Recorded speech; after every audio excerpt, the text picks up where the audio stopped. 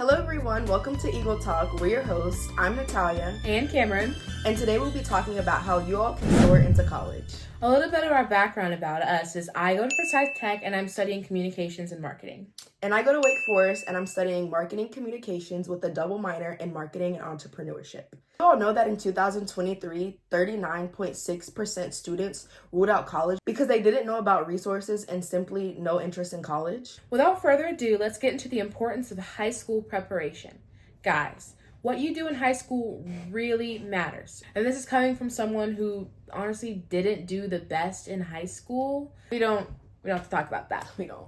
It's about now. It's about right now, okay? What you're doing in your classes right now matters because colleges are looking at what you're doing right now to see what you'll do at their facilities. Now, for extracurriculars, you've just got to get into them. I don't care how bad you don't want to or how weird it might seem, but you just got to. They want to see how well-rounded you are as a student and what you can bring to their college. And I wanted to touch on something. Speaking of like what you bring to the table, I made a mistake and did everything in high school. So my resume went from student government to ROTC quickly, and it's like you have to make sure you're balancing your stuff, because if you do too much, then you kind of put in less in each thing and you don't really figure out what you want to do. When it came to going to college, I did not know what I wanted to do because I just did everything just because. So making sure you not only do extracurriculars, but make sure you're balancing them and don't try to do like abundance amount of them, because at the end of the day, it'll kind of mess up your schedule. Yeah. And speaking of your schedule, make sure you really manage your time wisely. You know, you hear teachers say all the time, if you don't do it in high school, you won't do it in college. Well, newsflash, they were right. If you're not taking notes in class, you're not going to in college. The motivation's not just going to snap out of thin air. You've got to get up and take those notes and really pay attention in those classes because it matters. Yeah, so I'll speak a little bit on classes. I personally wish that my freshman year going into, so if we have any high schoolers that are going into their freshman year, please reach out to your counselors, because I did not do that and I didn't know about AP or IB classes until probably my junior year, which kind of sucked for me because it's like I really enjoyed them and they boosted my GPA. So making sure you know about these classes ahead of time so that you can start taking them. I do recommend that whenever you do AP or IB classes, that you're also not stacking them up too much, but then again, you're not taking regular classes with it. A lot of people think that, oh, I'm taking this AP, just one AP, but then I'm taking a bunch of regular classes. Your regular classes will end up overweighing your AP class, no matter how much the AP class weighs. So when you're taking these classes, make sure it's a nice balance between regular classes and AP classes, because I've known some people where their GPAs actually dropped because the regular classes outweighed the AP class. So just making sure that there's also an opportunity to take dual enrollment classes, which I did and I enjoyed it a lot. I actually got really high grades because all of the classes were online and the professors were really chill. So that's another way to boost your GPA really fast, which is taking those classes. In a later segment, Natalia will have more to touch base on for more tips. In a later segment, Natalia will touch more on tips for success while in college, while still in high school. But now we're moving on to individualized educational programs, also known as IEPs.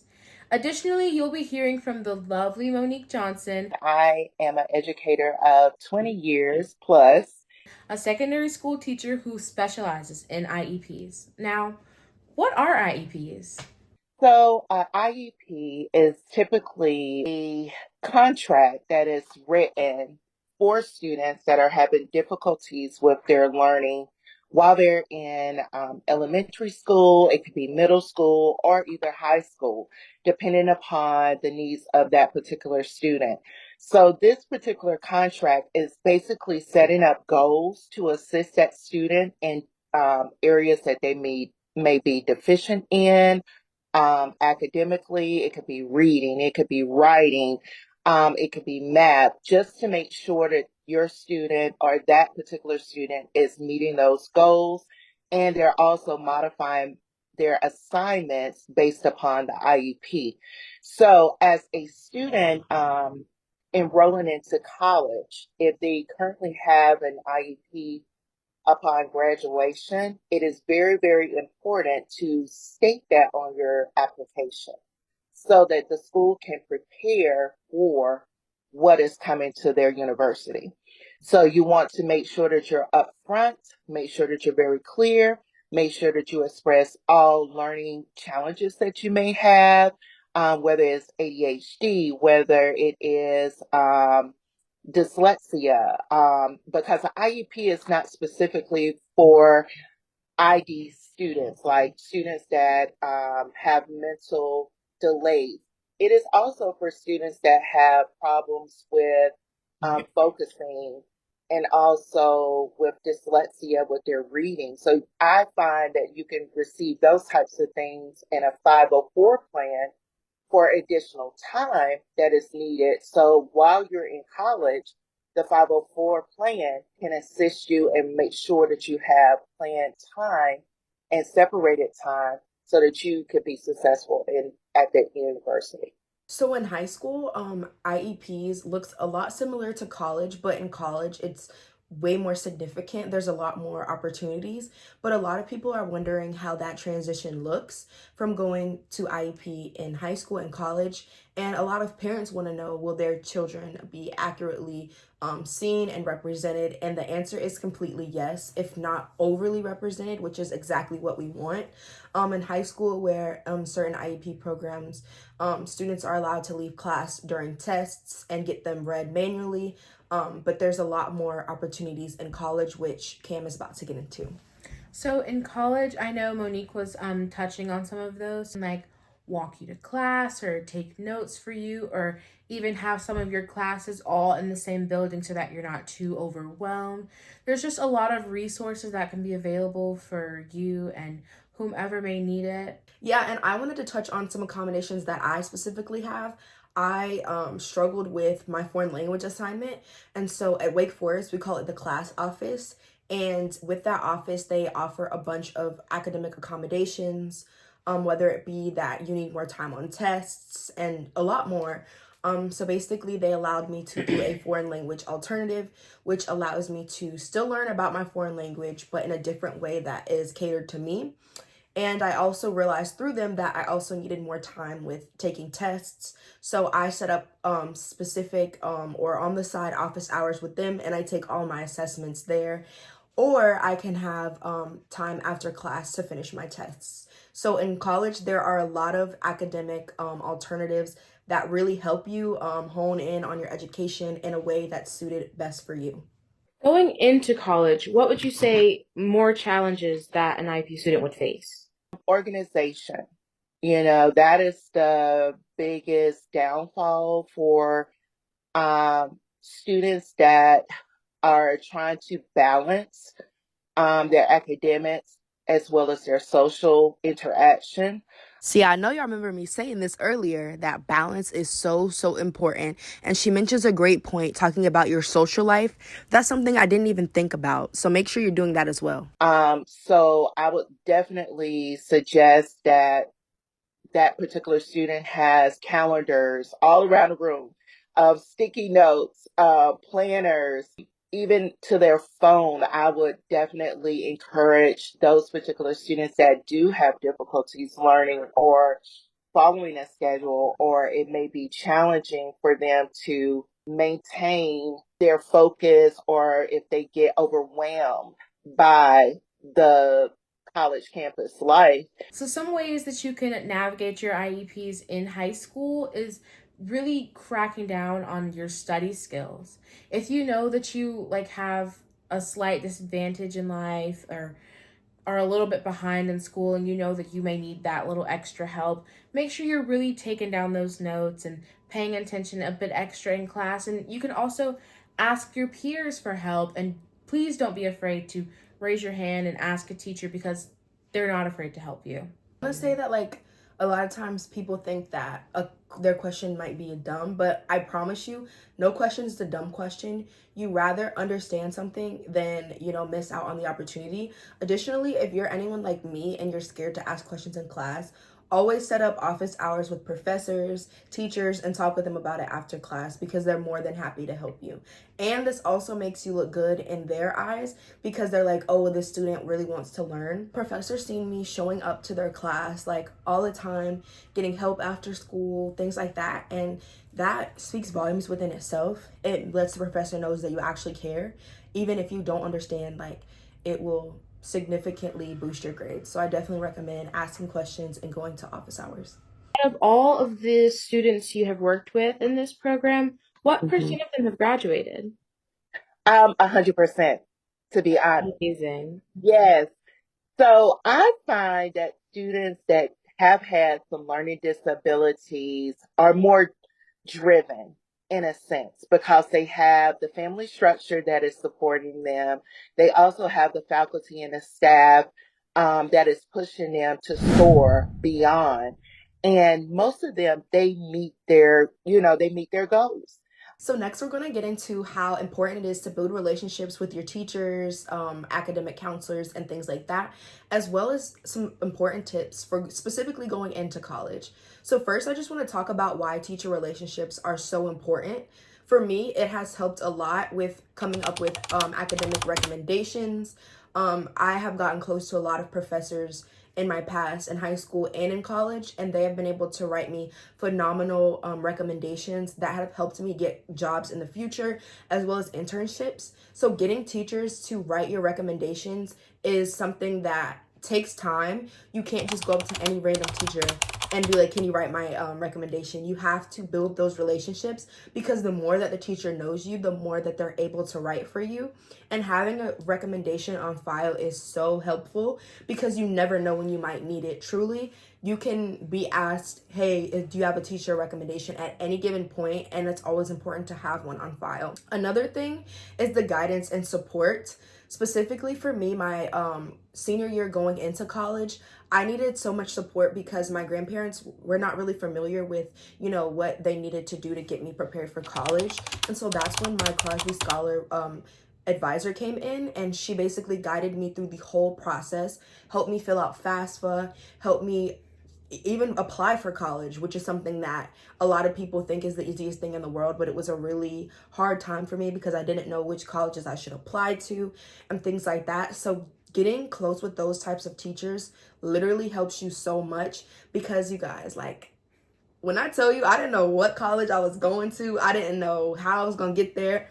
All the academic advisors were so helpful during that process. Like, they made it a breeze. So I genuinely recommend getting close to those counselors and not being afraid to talk to them because this is their whole job description and they are there for you. So I have two quick success stories so you guys can actually believe what I'm saying. So one is my JROTC teacher. Me and him got super close throughout the whole year because I was hands-on cadet. I was always at all the practices. I was always participating in everything. And in the end, he realized how significant my leadership was. And he ended up writing my letter of recommendation for Wake Forest. And I ended up getting in on a full ride. A lot of times they have these things where you can set up, I guess you would call them consultations for like how your application stood out, and one of the things they said was my letter of recommendation. So it's so important to have one of those. But yeah, that's one story that I have. And then another one is how I got into Wake Forest in general. I didn't really know about Wake Forest. I wasn't really familiar with it. I know my mom had told me something about it, which is why I applied, but I proceeded to apply because one of my counselors, she was telling me about how good of a school it was. I knew nothing about it, but she helped me step by step apply. And so that genuinely helped me so much. Obviously my hard work is what really got me into Wake, but without her guidance on, how to apply in general, I would have probably never applied. So she genuinely helped. One thing I was scared was money. She told me, Natalia, do not worry about money. Your application speaks for itself. Apply, apply, apply. And so I ended up doing so and ended up getting in on a full ride. So that's one of my biggest takeaways, if you don't take anything away, is get close with those counselors and get the help you need immediately. So next, I'm going to talk about the basic college tips for going into college. You guys, please listen to everything I'm saying because I wish somebody was there when I applied for college and went in. If I knew these tips, like, I would have had a smoother freshman year. So first is how to pack. A lot of people tell you bring everything because you don't know when you're going to be doing something. Don't listen to that. When I tell you I brought everything that I had and I owned, my room was constantly dirty. Mind you, well, it was clean, but everything was everywhere and it was hard to keep clean. My roommate and I share a room, and the rooms in college are not the biggest.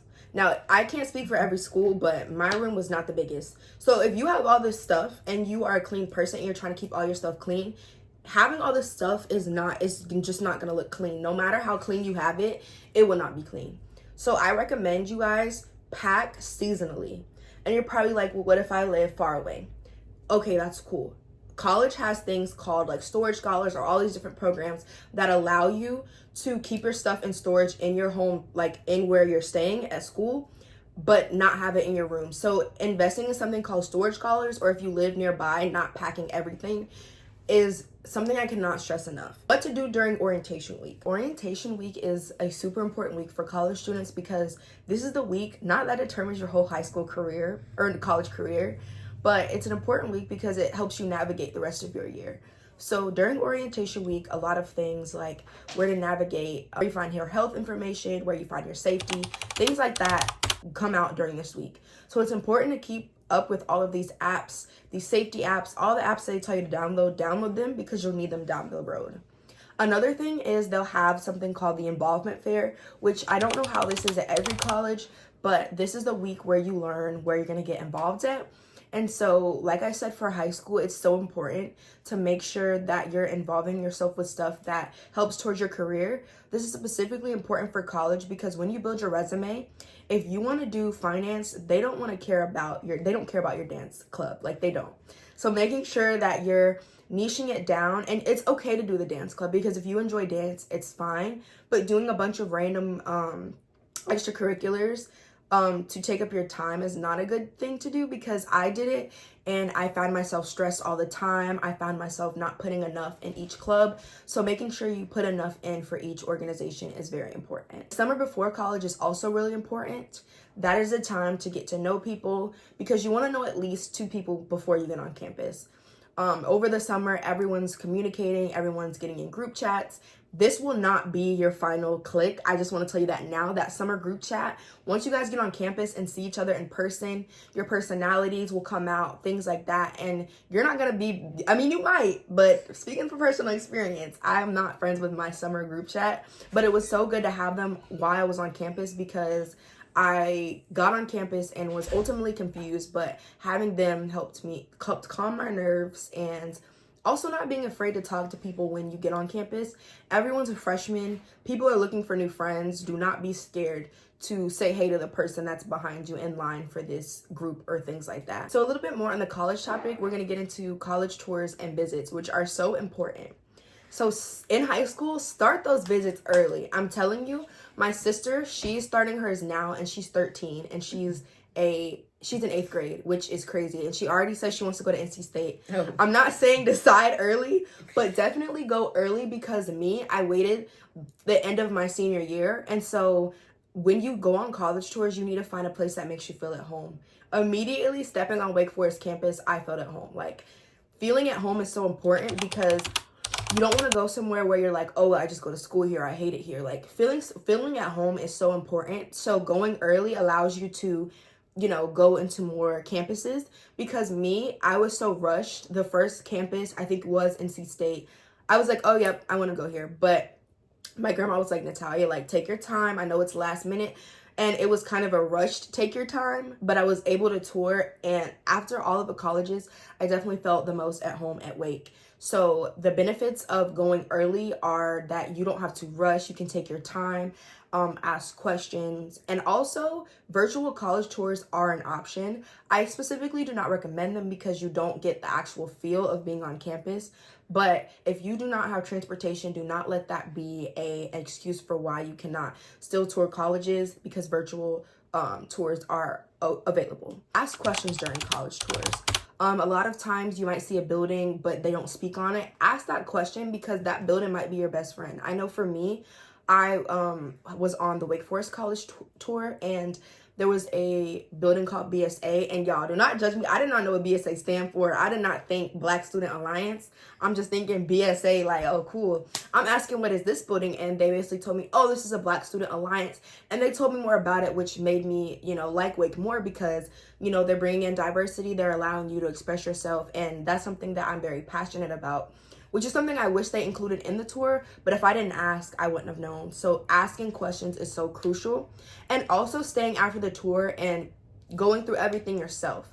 They don't let big tour groups sometimes go into certain buildings, but if it's just you and your parents or your guardian, they'll let you go in and you can explore and kind of get a more one-on-one view with what you want to look at. Do you have anything about college tours? Going a little bit back into IEPs, make sure you ask those questions if you know you're someone with an IEP or any sort of learning disability. Make sure you raise your hand and ask, hey, is there anything for this problem that I have with this, or is there any accommodation for this? Make sure you just vocalize your needs so that all areas of the tour that could possibly be covered are covered.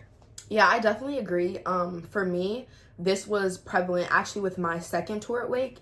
I asked about that and they took me to the class office, which I got to speak with all of the mentors there. They were super sweet, which even more boosted my love for Wake and why I wanted to go there, because they were able to physically show me what those offices look like and I would know where they are whenever I step foot on campus. So just a couple of tips for college tours: making sure you're taking notes and use those notes to compare it to the other colleges so that you pick the best college for you.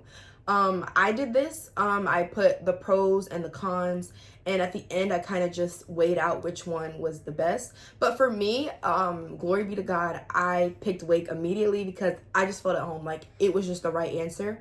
But for some people, that's not always the case. They don't get the right answer right away, which is okay. But having those notes allows you to pick which college works best for you. Taking pictures, because pictures speak louder than words, and being able to go back and be like, oh, hey, I love this part of this tour. Here's a picture of it. So I think that's very important for going on college tours. So just to summarize what we talked about today, we first talked about the importance of high school prep. So making sure that you're in the right extracurriculars, making sure you're asking those questions, making sure you're going on those college tours, and things like that. Next, we talk about our IEPs, how to properly transition from high school IEPs to college, and knowing that that platform and that support is going to be there for you. Building relationships with your professors and teachers, just so that you can get those not only accommodations, letters of recommendation, and as well as just support throughout the whole process. And then college preparation, about what to pack, how to navigate your first orientation week, things like that. And then lastly, we talked about college tour advice, which I heard you all are going on a college tour soon with Eagles of Grace. So please, please, please keep these tips in mind when you're doing that, and also when you're doing them on your own time. So yeah, I definitely recommend you guys keep these notes with you, that they prepare you properly for college. All right, guys. Please remember, it is never too early to start talking about college, start thinking about where you want to go, and just putting in a plan to further your success in life. Stay on top of your classes. Remember, they're paying attention to those grades you're putting in right now. So take a look at those last year report cards and make some differences this year. Thank you so much for watching, guys. Make sure to comment any questions. We'll be monitoring the comments, and anything you guys have further questions on, we'll be answering. Yes, so you can go on the Facebook platform, YouTube, any of those, wherever you see podcasts, leave a comment. We are monitoring those 24/7. And stay tuned to our next podcast. This is a new little season and we're super excited about it. So thank you guys again for watching, and we hope you guys have the best success in college or whatever you decide to do after high school. Bye. Bye.